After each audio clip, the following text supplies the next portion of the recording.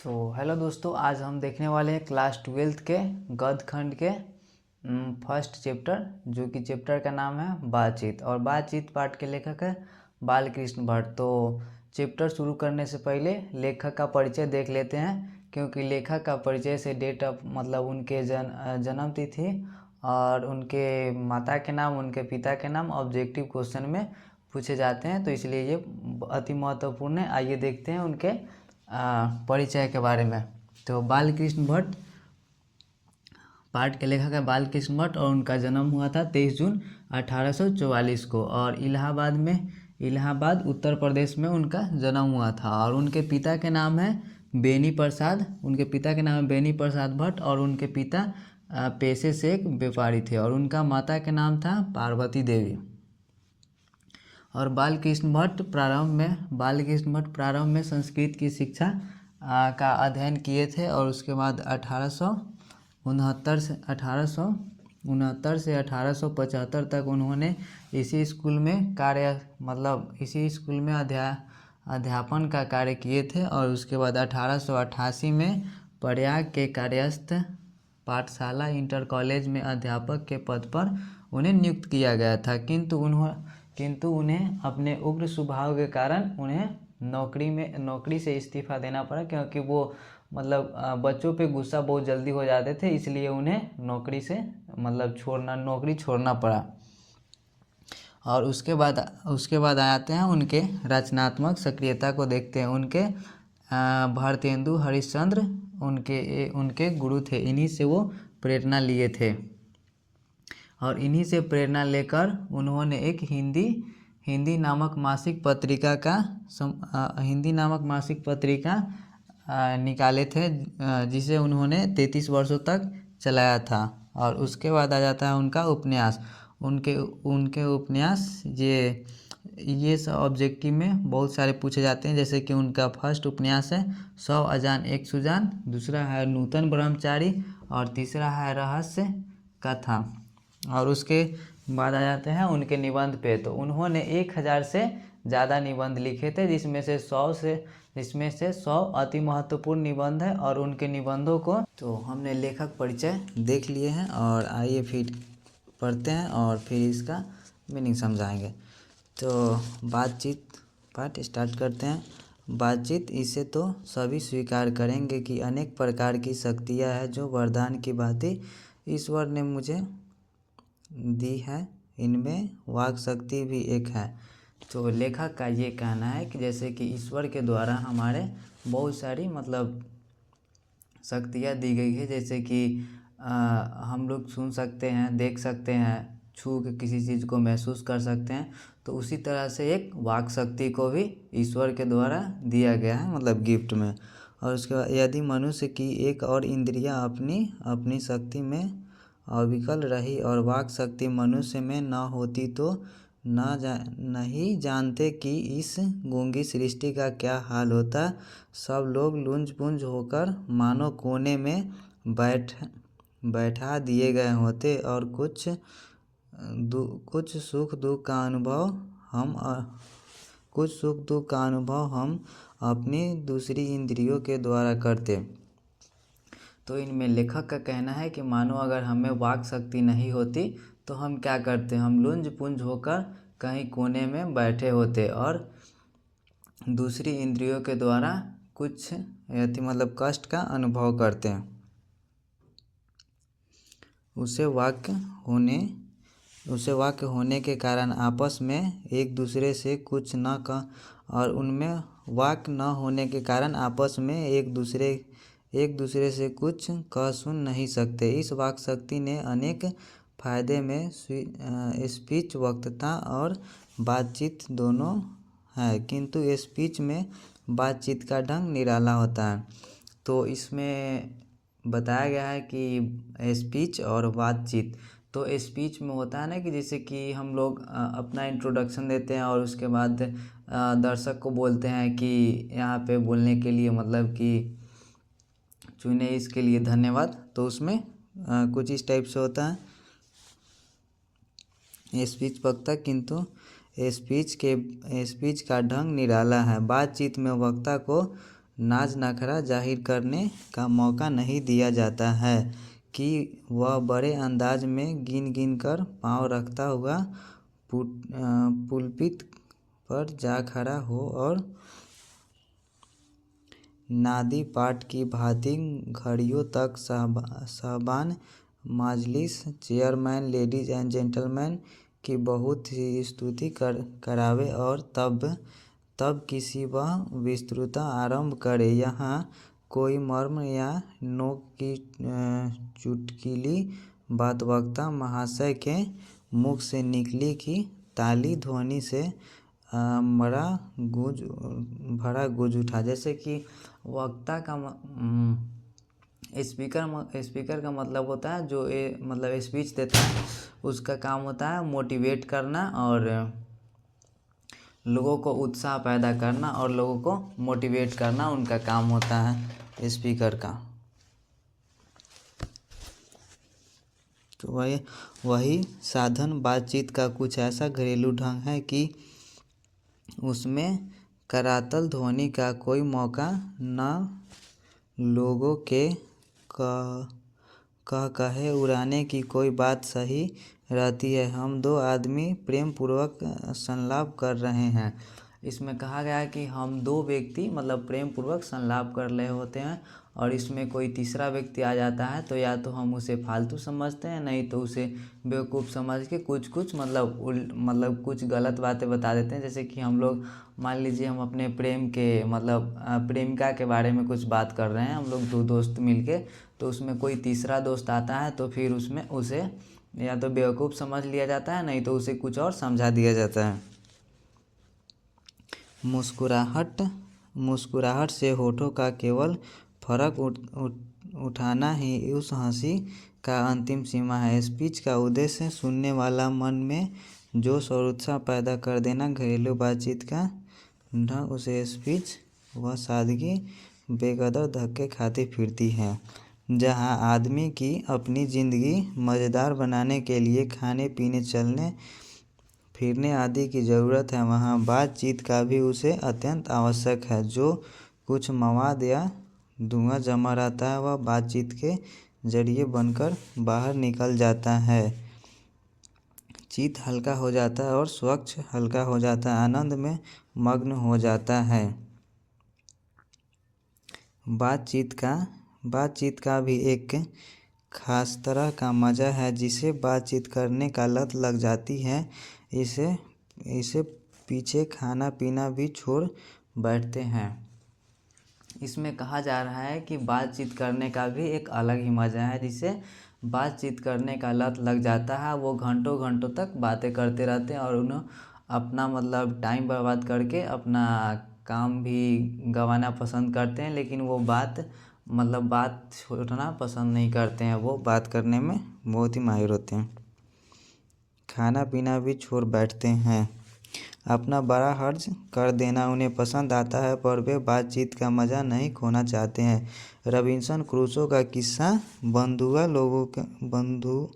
बहुधा लोगों ने पढ़ा होगा, जिसे 16 वर्ष तक मनुष्य मुख देखने को नहीं मिला था। कुत्ता बिल्ली आदि जानवरों के बीच में रह 16 वर्ष के उपरांत उसने फ्राइडे के मुख से बात सुनी। यद्यपि उसने अपनी जंगली बोली में कहा था, पर उस समय रॉबिन्सन को ऐसा आनंद हुआ मानो उसने एक नए सिरे से आदमी का चोला पाया। रॉबिन्सन क्रूसो एक व्यक्ति थे जिन्होंने जंगल में 16 वर्षों तक रहे थे, कुत्ता बिल्ली और मतलब वही जंगली जानवर के साथ। तो उनके बाद उनको एक फ्राइडे मतलब एक व्यक्ति मिला और उन्होंने व्यक्ति एक जंगली भाषा में कुछ बोला।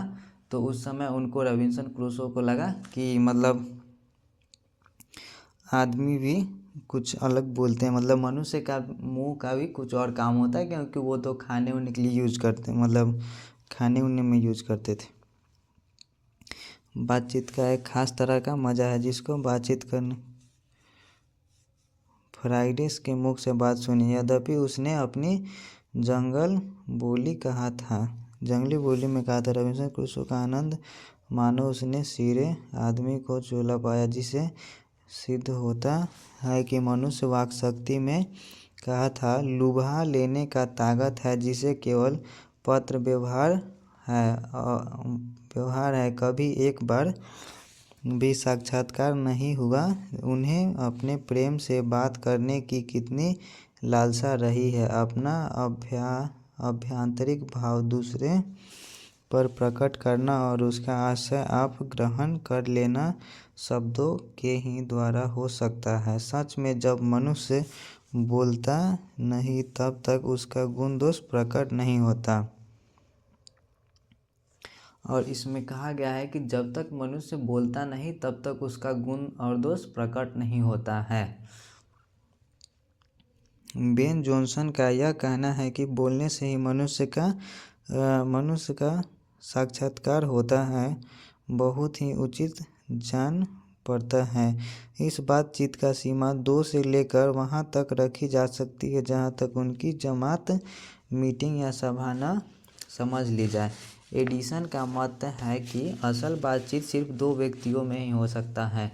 तो इसमें एडिसन है और एडिसन का मत यह है कि असल बातचीत सिर्फ 2 व्यक्तियों के बीच ही हो सकता है, जिसका तात्पर्य यह हुआ कि जब दो आदमी होते हैं तब अपनी दिल का बात एक दूसरे के सामने रखते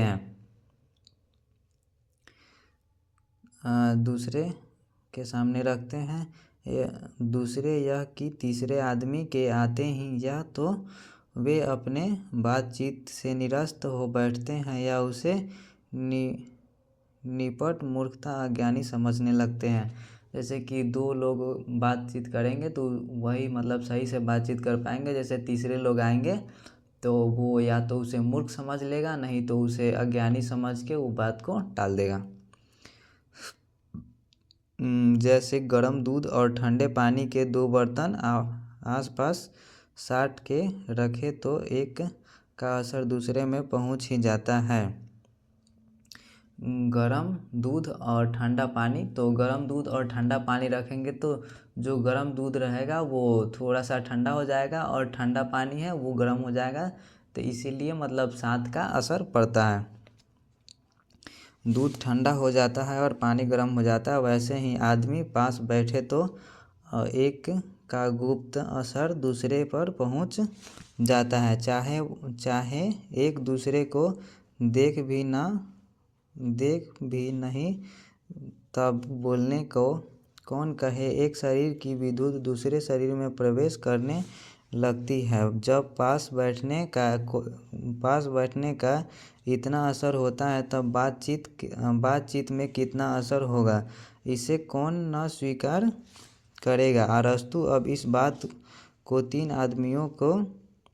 आदमियों के साथ देखना चाहिए, मानो एक त्रिकोण सा बन जाता है। तीनों चित्त मानो 3 कोण और 3 में मनोवृत्ति प्रश्न की धारा मानो उस त्रिकोण की 3 रेखाएं।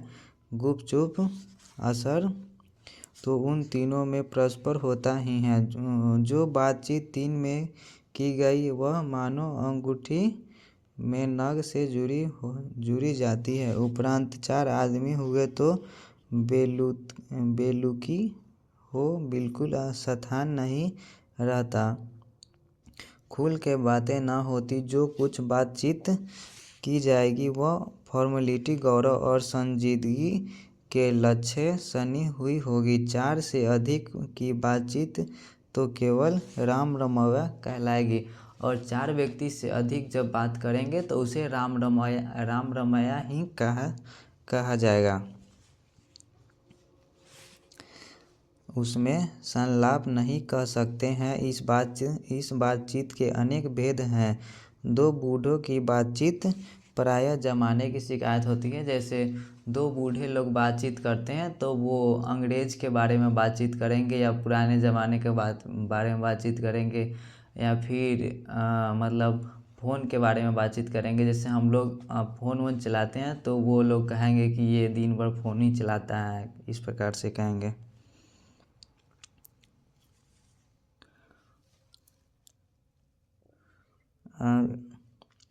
दो बूढ़ों की बातचीत में ज़माने की शिकायत होती है।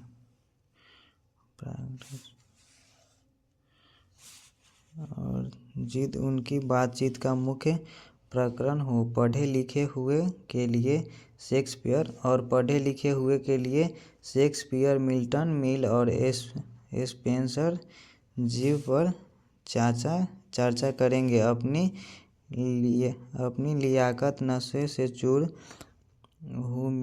हुमिचनी, दीर्घे नस्त, आखंडपन की चर्चा करेंगे। दो सहेलियों के बातचीत का कुछ जायका ही निराला है। रस मानो कि समुद्र का रस उमड़ चला आ रहा है। और दो सहेलियों के बीच ऐसा बातचीत होगा कि जैसे कि मानो कि समुद्र का रस का समुद्र ही उमड़ आ रहा है। इसका पूरा संवाद उन्हीं से पूछना चाहिए जिन्हें ऐसा की रस सनी बात सुनने को कभी भाग्य लड़ा है।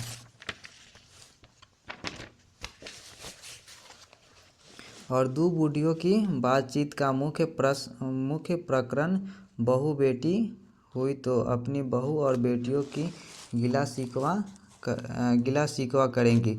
और दो बूढ़ियों की बातचीत में ये होती है कि उनकी अगर बहू है तो बहू की बातचीत करेंगे या बहू या बेटियों की बातचीत करेंगे और उन्हीं का गिला शिकवा करेंगे।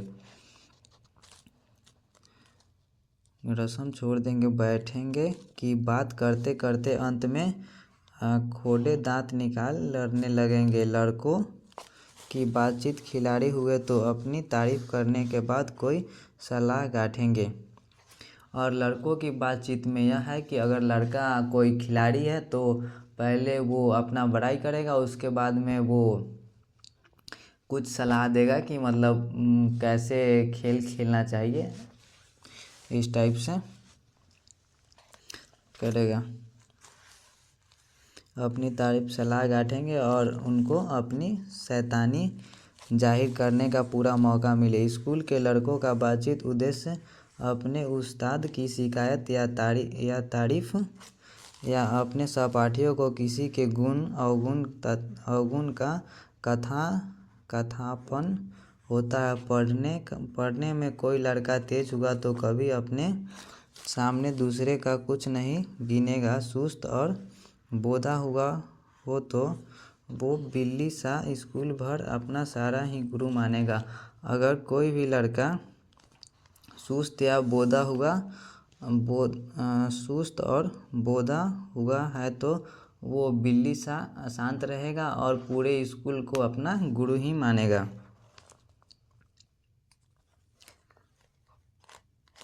इसके अलावा बातचीत की और बहुत सी किस्में हैं।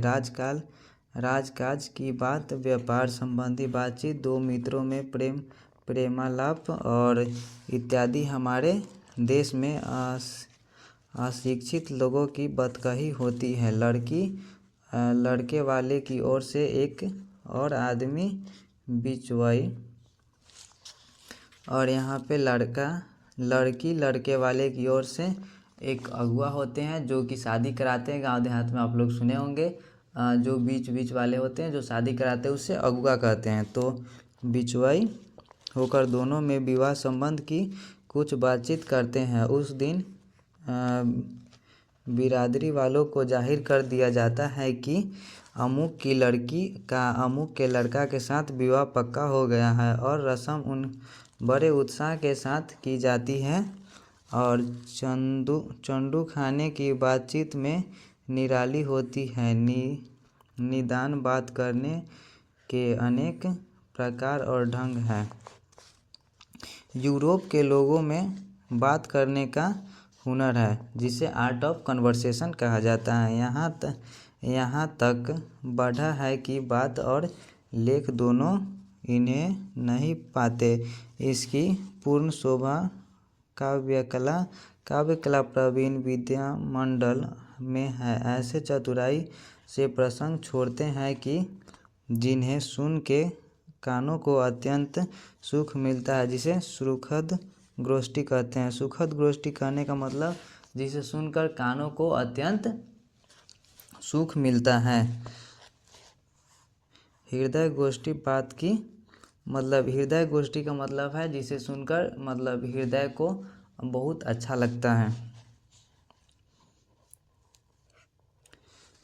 सुखद गोष्ठी है, यह तारीफ है कि बात करने वाले को लिकायत अथवा पीड़िताई का अभिमान या कष्ट कहीं एक बात पर प्रकट न हो, वरन क्रम में रसभास पैदा करने वाले शब्दों को बरतते हुए चतुर सयाने अपनी बातचीत को सरस करते हैं। वह रस हमारे आधुनिक शुष्क पीड़ित की बातचीत में जिसे शास्त्रार्थ करते हैं कभी आवेग ही नहीं, मुर्ग या बटेर की लड़ाइया की झटपट के सामने नीरस काँव सरस संलाप की चर्चा की चलान व्यवस्था है, वरन कपट और दूसरे को अपने पीड़ित के प्रकाश के बाद परास्त करने का संघर्ष आदि सराफास सामग्री का बहुतायत के साथ आपको मिलेगा। घंटे भर तक काँव करते रहेंगे तो कुछ न होगा। बड़ी कंपनी और कारखानों आदि बड़े से बड़े काम इसी तरह पहले 2-4 दिल्ली दोस्तों से बातचीत शुरू किए, उपरांत बढ़ते यहाँ तक बढ़े कि हजारों मनुष्य उनके जीविका चलाने लगी और साल में लाखों की आमदनी होने लगी। 25 वर्ष ऊपर वालों की बातचीत अवश्य ही कुछ सारगर्भित होगी, अनुभव और दूरंदेशी खाली नहीं होगी। 25 से नीचे वाले की बातचीत यद्यपि अनुभव, दूरस्थता और गौरव नहीं पाया जाता है, इससे एक प्रकार की ऐसी दिल बहलाव और ताजगी रहती है जिसकी मिठास उसे 10 गुना बढ़ जाती है। यहाँ हमने बाहरी बातचीत का हाल लिखा है जिसे फरीक के होने बहुत आवश्यक है, बिना किसी दूसरे मनुष्य के हुए जो किसी तरह संभव नहीं है, और जो दो ही तरह के हो सकते हैं, या तो कोई हमारे यहाँ कृपया करे या कमी जाकर दूसरे को कृतार्थ करे। यह सब तो दुनियादारी है जिसे कभी कभी रसाभर होते देर नहीं लगती, क्योंकि महाशय अपने पधारे उनकी पूरी दिलचाई न हो सकती है। शिष्टाचार में त्रुटि हुई, अगर हमी उसके यहाँ गए तो पहले तो बिन बुलाए जाना ही अनादर का मूल्य है, और जाने पर मन मुताबिक बर्ताव नहीं किया गया तो दूसरे प्रकार का घाव हो जाएगा। अगर हमें कहीं नहीं बुलाया गया तो वहाँ जाएंगे, अगर हमारे मन वो बर्ताव नहीं किए तो अलग ही घाव हो जाएगा, मतलब हमें अच्छा नहीं लगेगा। इसलिए सबसे उत्तम प्रकाश बातचीत करने का एक ही समझते हैं कि हम वह शक्ति अपने पैदा कर सके, अपने आप बात कर लिया करे। हमारी भीतरी मनोवृत्ति प्रति क्षण नए रंग दिखाए करती है। वह संसार का एक बड़ा भारी आईना है जिसे जैसा चाहो वैसा सूरत देख लेना।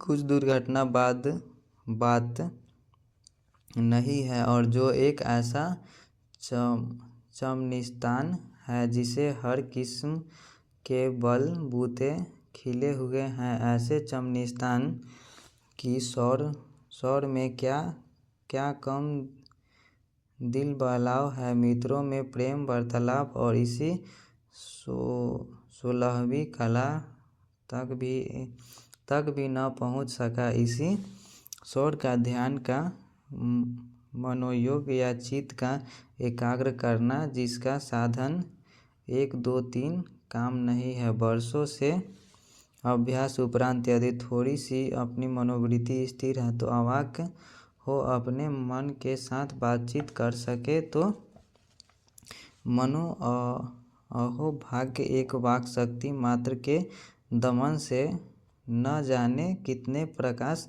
दमन हो गया है। हमारी जिह्वा कतरनी, हमारी जिह्वा मतलब हमारी जिह्वा कतरनी की तरफ यानी कैंची की तरफ काम करती है। तो हम किसी को मतलब ऐसा बोली ना बोले जिससे उसे अच्छा नहीं लगे। जी कतरनी